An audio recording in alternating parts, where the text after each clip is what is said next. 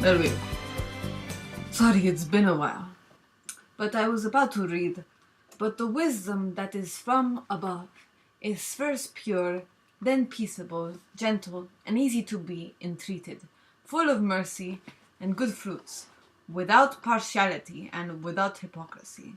James chapter 3, verse 17. Praise Jesus. So why do I use this verse? Because it says without partiality. This week has been all about partiality on this hearing for Supreme Court Justice nominee Brett Kavanaugh. Talk about partiality and sucking one's dick, because this is what they did to Brett, and in that way to Trump, because Trump is the one that is picking him. So I'm so sorry that it's been a while. I'm finally back. I moved up to Berkeley, as a lot of the people know. This is my cousin Tony. He welcomed me in his caravan, with some friends named Mohammed and Johnny the Baptist. And yeah, so we're in Berkeley now. And a lot of my fans have been asking, "Jaysus, when is your next episode?" And I say, well, when Israelis and Palestinians come together and shake peace finally. Shake for peace. And then I say, just kidding, with that new Israeli law saying that Israel is the Jewish nation of the Jewish people and kicks out the Arabic, the language. Probably never, because talk about partiality there, Arabs have been living there for thousands of years before Israel became a nation state. But anyway, that is for another subject, because as you can see, I am very passionate about the cause. So I am here to talk about this partiality this week, because this man might be on the court for forever. And I say might because they're supposed to be, reviewing and seeing if they will vote for him. But as we have seen with so many things going on in this administration, anything that Trump wants, he pretty much gets. So I'm here to let out my steam, as people in this country might say. So much steam to let out. So you see, it has been a time of growth for me.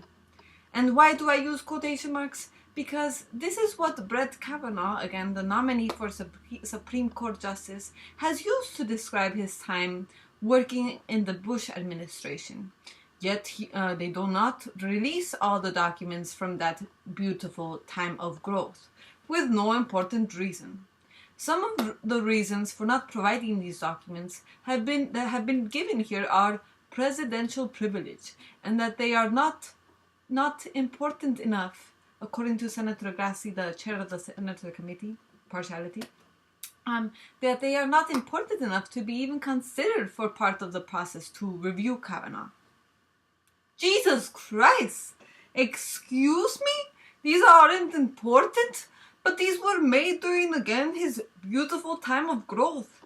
And even that should serve as an alarm. If his time of growth was during the Bush years, then God, please save us.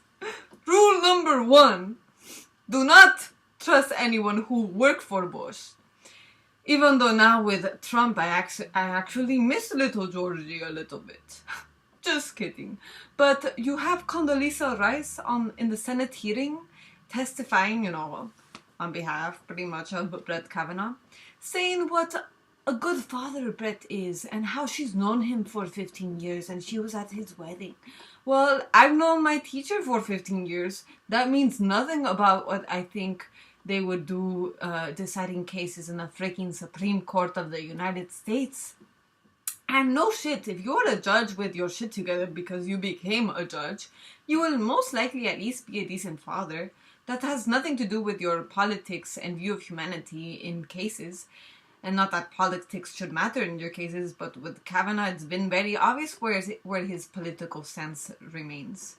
And I mean, sure, you can be a shitty father and be a judge, but Brett has striven for having a good, solid reputation. So being a good father is on his path, but not one of the main reasons to justify his nomination.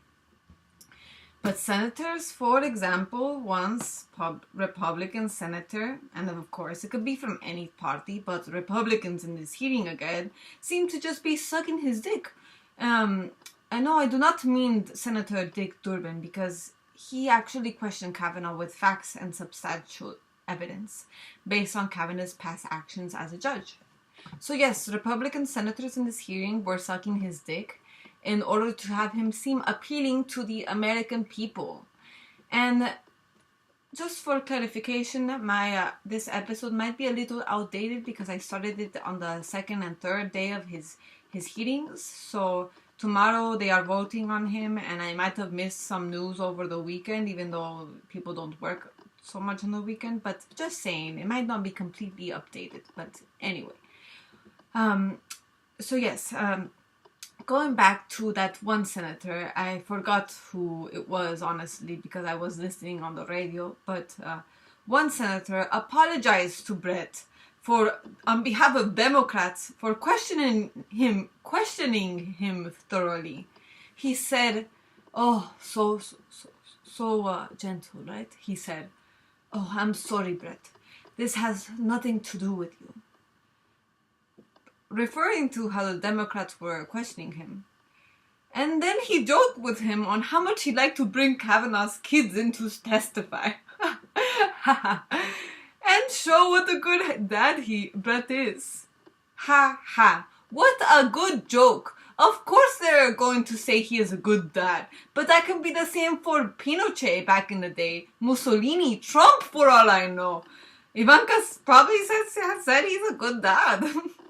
The point is, Senator, trying to make Kavanaugh look like a good dad has nothing to do with him being a Supreme Court justice.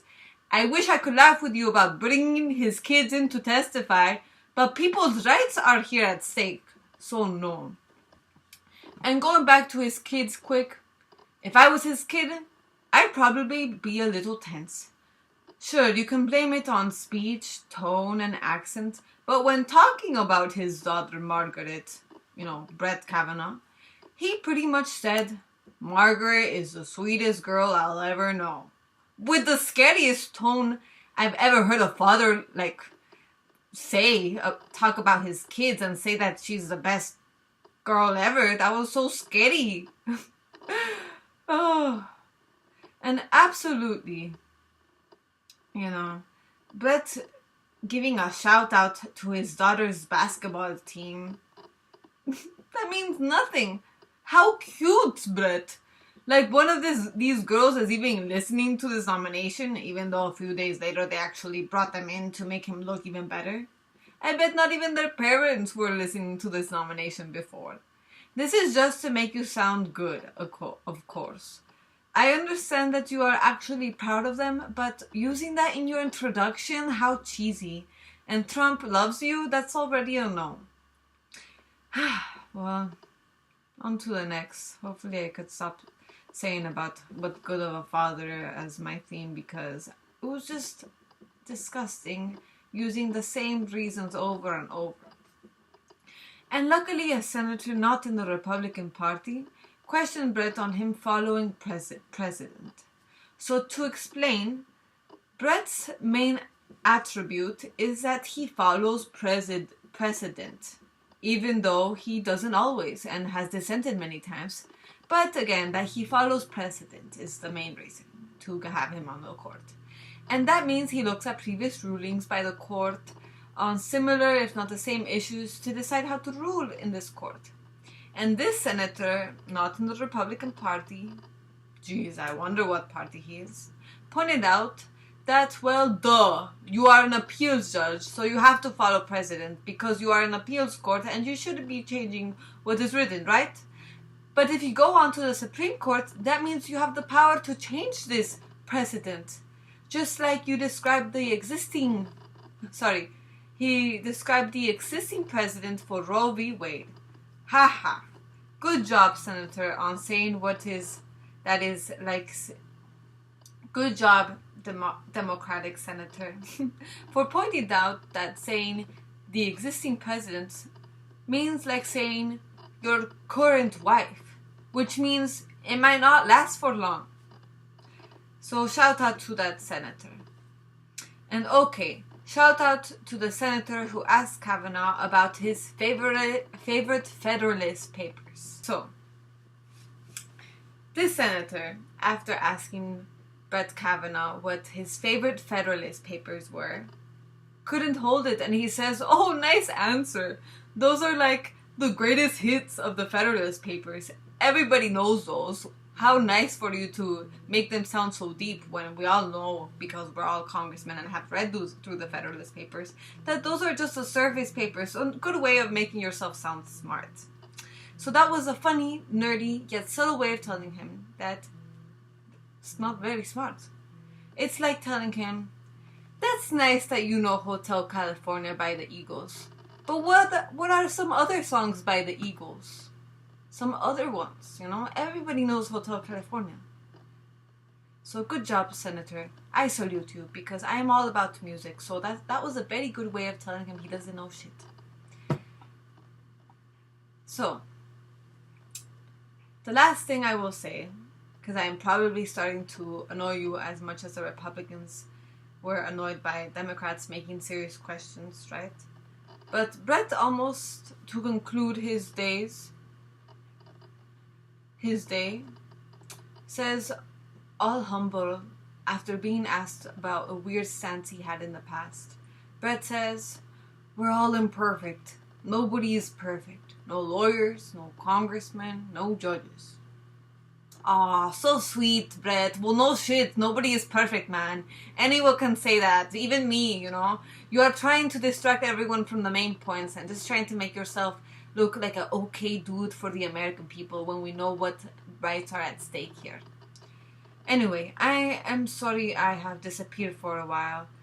Life happened and I moved to the Bay Area, you know, like San Francisco, Berkeley, Oakland, many different places, and I'm all over. So hopefully I can keep you updated and not be so disorganized in my next episode, because it had been a while.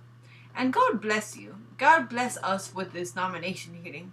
Hopefully Republicans, not all, but most on the hearing committee, can get their faces out of Kavanaugh's ass. And God bless you. Adios. And Jesus, God, save us. Please. Please. Please. Oh, God. Oh, yeah. So over here we have her watching, because this is how we should have been watching the hearing, to hopefully, you know, reach out to senators in Republican states. But, you know, nobody watches C-SPAN. And then over here we have Star Wars, because this is what it feels like. You know, there's a very big dark empire out there, and I don't mean Republicans, but right now in this hearing, it was so partial. So please pay attention to your Bible.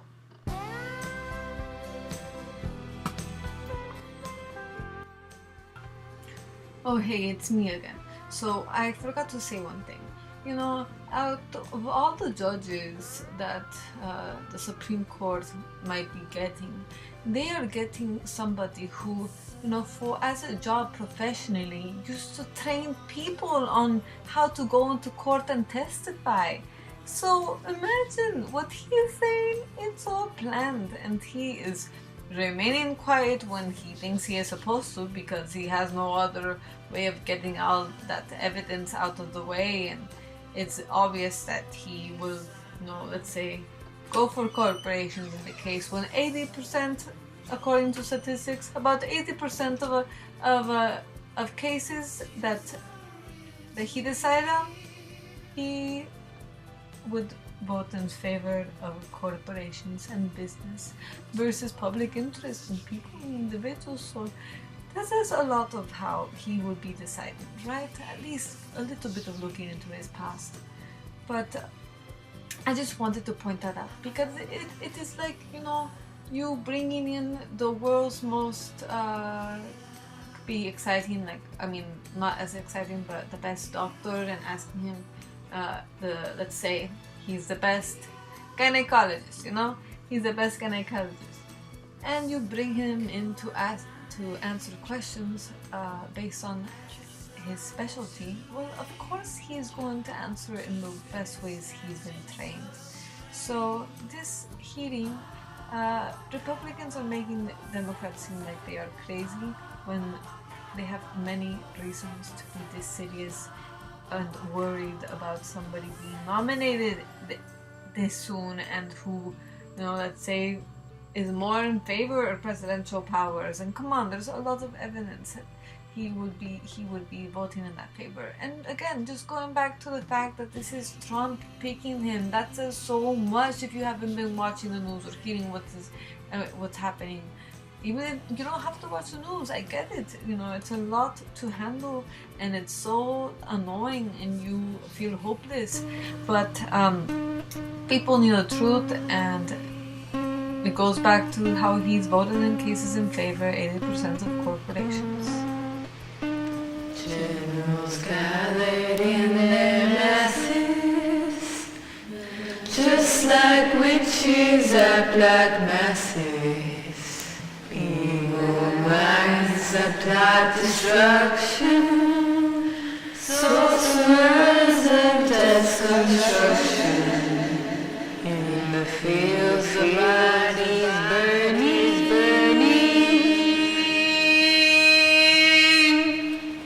as the war machine keeps turning, death and hatred to mankind, poisoning their brainwashed minds. Oh Lord,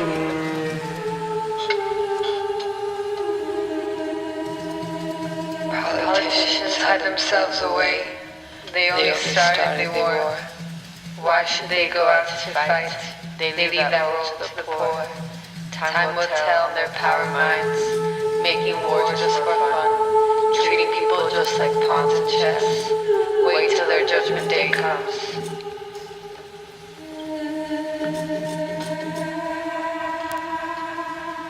Now when darkness world starts turning, ashes where the body's burning. No more war pigs have the power. Hand of God has struck the hour. Day of judgment, God is calling.